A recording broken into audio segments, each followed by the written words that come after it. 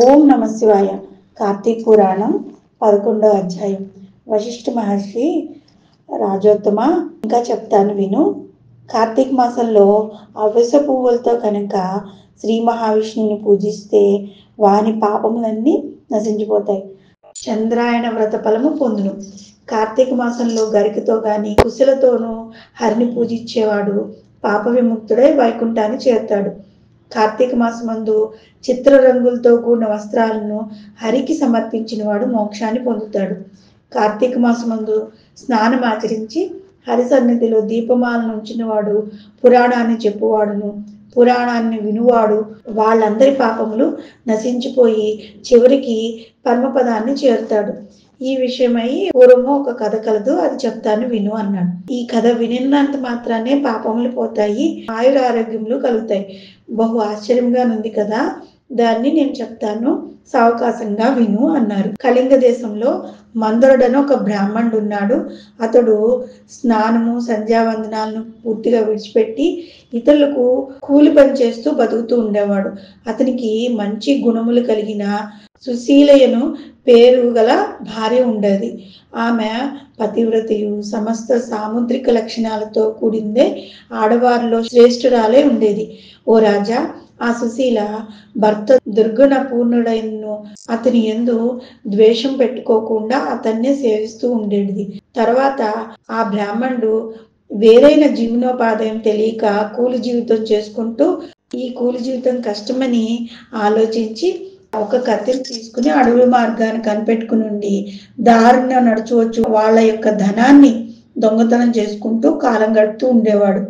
ఇట్లు దొంగతనం చేయడం వల్ల వచ్చిన ఆ వస్తువులను ఇతర దేశాలకు పోయి అమ్ముకొని ఆ ధనముతో కుటుంబాన్ని పోషించుకుంటూ ఉండేవాడు. ఒకప్పుడు ఆ బ్రాహ్మణుడు దొంగతనం చేయడానికి మార్గ మధ్యంలో కనిపెట్టుకుని ఉన్నప్పుడు ఒక బ్రాహ్మణుడు పట్టుకుని మర్రి చెట్టుకు కట్టి అతన్ని దగ్గరున్న సొమ్మంతా తీసేసుకున్నాడు.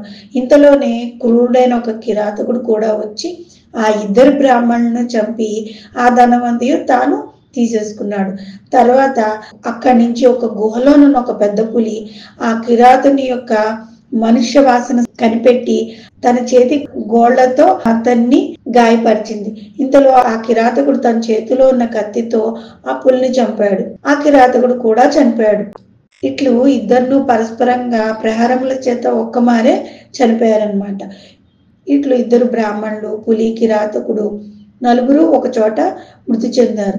యమలోకంలోకి పోయి కాలసూత్ర నరకముందు యాతన పడ్డారు. యమభటులు వారిని అందరినీ పురుగులతోనూ అమేధ్యముతోనూ కూడినటువంటి భయంకరమైన చీకట్లో సలసల కాగుతున్న రక్తంలో పడేశారు. ఓ జనక మహారాజా, బ్రాహ్మణుడి భార్య సమస్త ధర్మములను ఆచారవంతురాలే, హరిభక్తియుతమే, సజ్జన సవ్వాసము చేయుచు నిరంతరం భర్తను ధ్యానిస్తూ ఉండేది. ఓ రాజా, ఇట్లుండగా దైవవశము చేత ఒక యతీశ్వరుడు హరినామం చేయుచు నాట్యం చేయుచు పులకాంకిత శరీరుడై హరినామామృతమును పావనం చేయుచు సమస్త వస్తువులందు హరిని దర్శించుచు ఆనంద బాష్పయుతుడై ఆమె ఇంటికి వచ్చాడు. అప్పుడు ఆ బ్రాహ్మణ యువతి అతన్ని చూసి భిక్షమ పెట్టి, అయ్యా యతి పుంగవ, మీరు మా ఇంటికి రావడం నా అదృష్టము. మీ వంటి వారి దర్శనము అతి దుర్లభము. మా ఇంటి వద్ద నా భర్త లేడు, నేను ఒక్కదాన్ని పతిధ్యానం చేయుచున్న దాన్ను. ఆమె ఇట్లా చెప్పగా యతీశ్వరుడు ప్రియభాషిణియగు శ్యామ అయిన ఆమెతో ఇట్లను, ఓ అమ్మాయి, ఈ రోజు కార్తీక పూర్ణ మహాపర్వము. ఈ దినము సాయంకాలం హరి సన్నిధిలో మీ ఇంటిలో పురాణ పఠనం చేయవలను. ఆ పురాణమునకు దీపం కావలను. నూనె తెచ్చదును, కాబట్టి నువ్వు వతి చేసేము అనగా శ్యామ అనగా యవ్వనవతి అని అర్థం అనమాట. ఆ యతీశ్వరుడికి చెప్పగానే ఆమె సంతోషంతో గోమయం తెచ్చి ఇల్లంతా చక్కగా అలికి అందులో 5 రంగులతో ముగ్గుల్ని పెట్టి తర్వాత దూదిని పరిశుద్ధం చేసి ఆ దూదితోటి 2 ఒత్తులు చేసి నూనెతో ఆ యతీశ్వరుని వద్ద వెలిగించి స్వామికి సమర్పించింది. ఆమె దీపపాత్రను ఒత్తిని తాను ఇచ్చినందుకు యతీశ్వరుడు చాలా సంతోషించి దీపాన్ని వెలిగించాడు. ఆ యతియు ఆమెయు ఆ దీపమునందు హరిని చూచి మనశుద్ధి కొరకే పురాణ పఠనం చేయడం మొదలుపెట్టారు. ఆమె ప్రతి ఇంటికి పోయి పురాణ శ్రవణం కోసం రండిని చాలా మందిని పిలుచుకుని వచ్చి వారితో సహా ఏకాగ్ర మనస్సుతో పురాణం వింది. తర్వాత యతీశ్వరుడు యథేచ్ఛగా తన పని చేసుకుంటూ వెళ్ళిపోయాడు అక్కడి నుంచి. కొంతకాలంకు హరిధ్యానం చేత జ్ఞానమును సంపాదించుకుని ఆమె కూడా చనిపోయింది.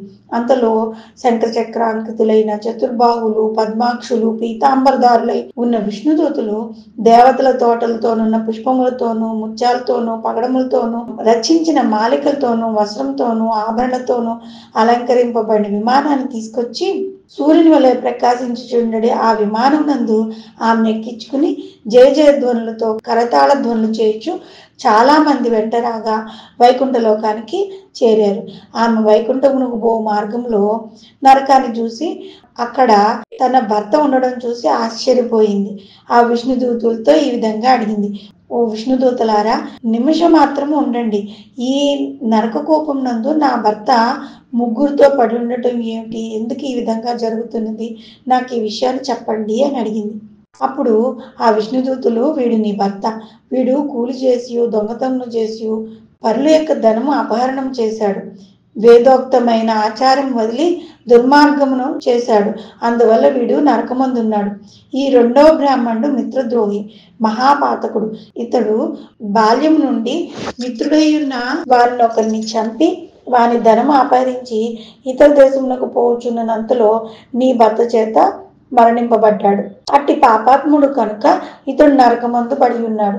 ఈ మూడవ వాడు కిరాతుడు. వీడు నీ భర్తను ఈ బ్రాహ్మణ్ణి ఇద్దరినీ చంపాడు. అంచేత వీడు నరకమునకు పోయాడు. ఈ నాలుగవ వాడు పులి. కిరాతులు పరస్పర యుద్ధములో ఒకరినొకరు మృతి చెందారు. ఈ పులి పూర్వం నందు ద్రావిడ బ్రాహ్మణుడు. ఇతడు ద్వాదశి నాడు భక్ష్యాభక్ష విచారణ చేయక నూనెతో చేసిన వంటకములను భుజించాడు. అంచేత వీడు నరకమందున్నాడు. ఇట్లు నలుగురు నరకమందు యాతనలు పొందుతున్నారు.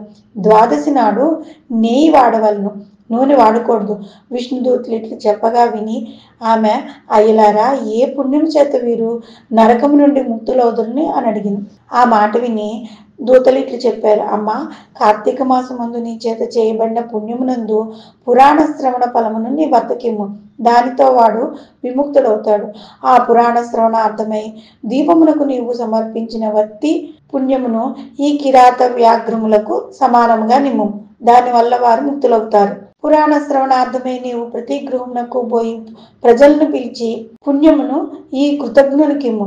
దానితో వాడు ముక్తుడవును. ఇట్లు ఆయా పుణ్యదానముల చేత వారు ముక్తులగుదురు.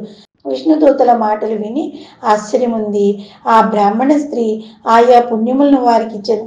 దాని చేత వారు నరకము నుండి విడుదలయ్యి దివ్య విమానమునెక్కి ఆ స్త్రీని కొనియాడుచు మహాజ్ఞానులు పొందడి ముక్తి పదమును గూర్చి వెళ్ళిరి. కాబట్టి కార్తీక మాసమందు పురాణ శ్రవణము చేయువాడు హరిలోకము చేరుతాడు.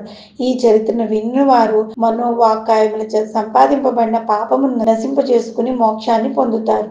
ఇది శ్రీ స్కాంద పురాణే కార్తీక మహత్యే ఏకాదశోధ్యాయ సమాప్తః.